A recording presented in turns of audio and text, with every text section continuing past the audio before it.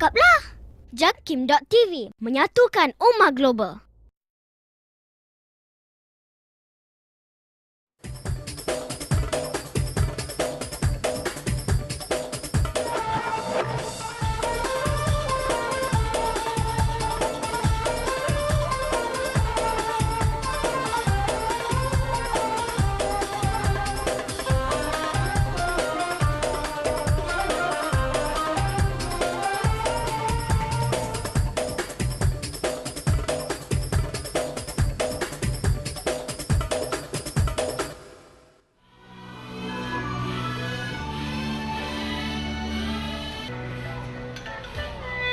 Pertama kali kru Al-Bayan tiba di Hangzhou, China.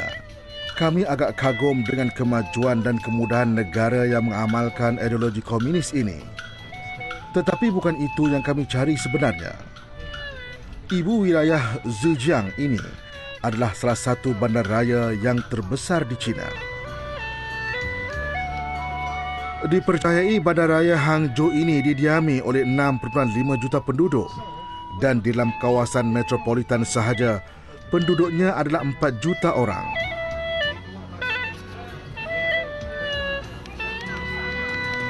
Bandaraya ini didirikan semasa pemerintahan dinasti Qin.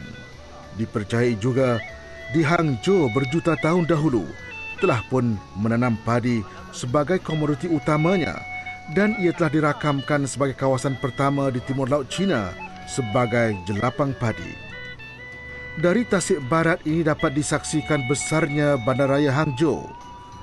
Dalam begitu pesatnya pemodenan Hangzhou, kami dapat juga menjejaki penduduk Muslim dan masjid di bandaraya ini. Dianggarkan tidak sampai 1% penduduk Hangzhou adalah Muslim dan Islam diperkenalkan di bandar ini semasa dinasti Sui oleh pedagang Arab yang berdagang di Hangzhou dan Guangzhou.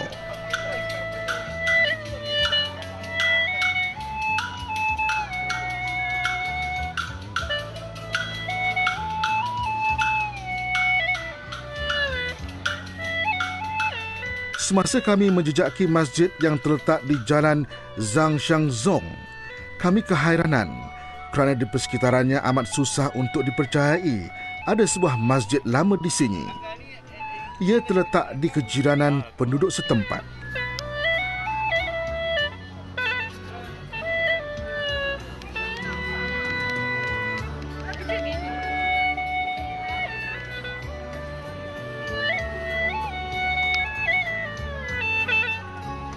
Sebenarnya semasa kami tiba di masjid yang dikenali sebagai Masjid Fining ini, kerja-kerja ubah suai untuk memulihkan sedang dilakukan jadi penggambaran amat terhad.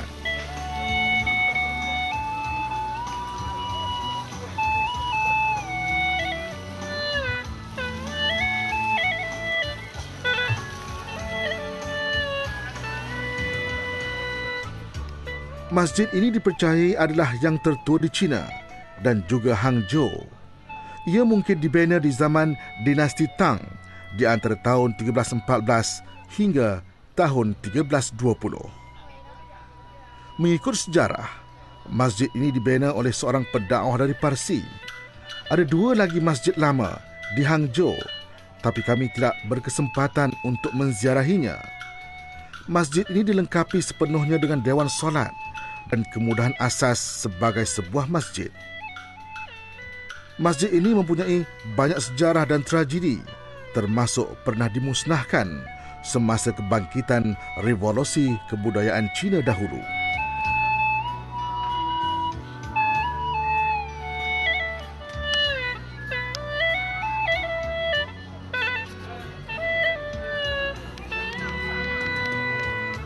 Walaupun penduduk Islam tidak ramai di Hangzhou, namun aktiviti keislaman terus subur.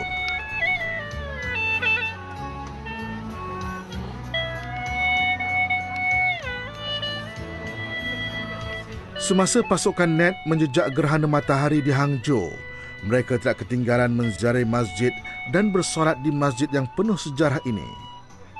Masjid Fining ini sebenarnya ada pelbagai nama, tetapi pada tahun 1892, semasa Maharaja Guangzhou sebagai pemerintah dinasti Qing, menetapkan nama sebagai Masjid Phoenix dikekalkan sehingga ke hari ini. Pada tahun 1961, masjid ini telah diputuskan oleh kerajaan China sebagai satu binaan kebudayaan purba dan diberi perlindungan oleh kerajaan tempatan. Luas kawasan keseluruhan masjid ini adalah 3,300 meter persegi. Mihrab di masjid ini dikenali sebagai pahatan syurga berdasarkan ukiran ayat-ayat suci yang terdapat di situ. Apabila dilihat kepada kesenian yang ada pada masjid ini, amat jelas sekali ia adalah gabungan kebudayaan Cina dan pengaruh kesenian Arab yang berbaur membentuk satu kesenian yang mengagumkan. Walaupun kesan asal masjid sudah hilang, namun sebahagian besar yang tinggal hari ini adalah satu peninggalan yang amat besar maknanya, menunjukkan Islam sudah lama bertapak di China.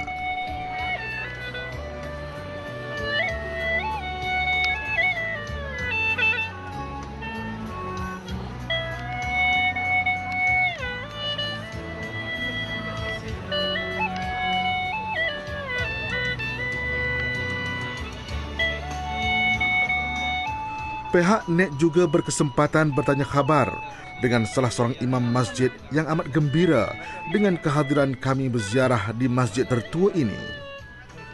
Walaupun Masjid Phoenix di Hangzhou ini merupakan satu warisan sejarah keislaman di China, namun pada hari ini kesan-kesan lama itu sudah tidak dapat dilihat lagi disebabkan oleh faktor termasuk pemodenan dan pembangunan kawasan sekitarnya. Apa yang menjadi satu kebanggaan, mengikut petugas masjid ini, ramai orang Malaysia yang melancong ke Bandar Hangzhou sudah pasti akan singgah di masjid ini.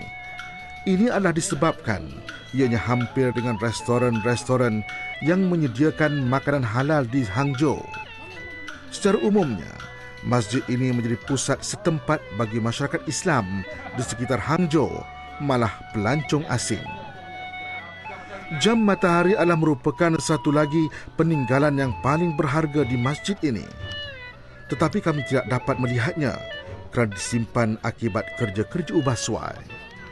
Pada masa dahulu, jam matahari berfungsi sebagai penunjuk waktu solat bagi kawasan Hangzhou ini. Pemeliharaan masjid ini bukan hanya berlaku pada masa ini, malah masjid ini telah beberapa kali mengalami perubahan dan ubah suai, termasuk menambah keluasan ruang solat ini. Bermula sejak dinasti Tang hingga dinasti Yuan dan juga semasa dinasti Ming dan Qin. Kesemua ini adalah kerana kepentingan masjid ini pada masa itu. Hari ini kami agak kecewa kerana tidak dapat merakamkan keindahan luar masjid ini yang mempunyai 3 kubah yang dibina tanpa menggunakan pasak daripada batu bata.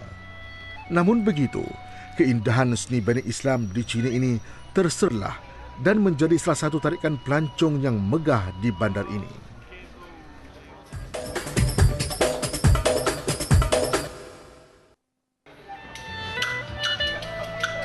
Semasa kami mula tiba di Hangzhou, restoran ini merupakan tempat persinggahan kami. Kami juga dimaklumkan bahawa restoran ini sering menjadi kunjungan pelancong Muslim. Apa yang anehnya, restoran ini hanya menyediakan makanan halal dan pemiliknya tidaklah dapat kami pastikan. Di Hangzhou, banyak terdapat restoran makanan halal. Apa yang membezakan antara makanan halal dan restoran Muslim di China ialah tidak semestinya pemilik restoran halal itu Muslim.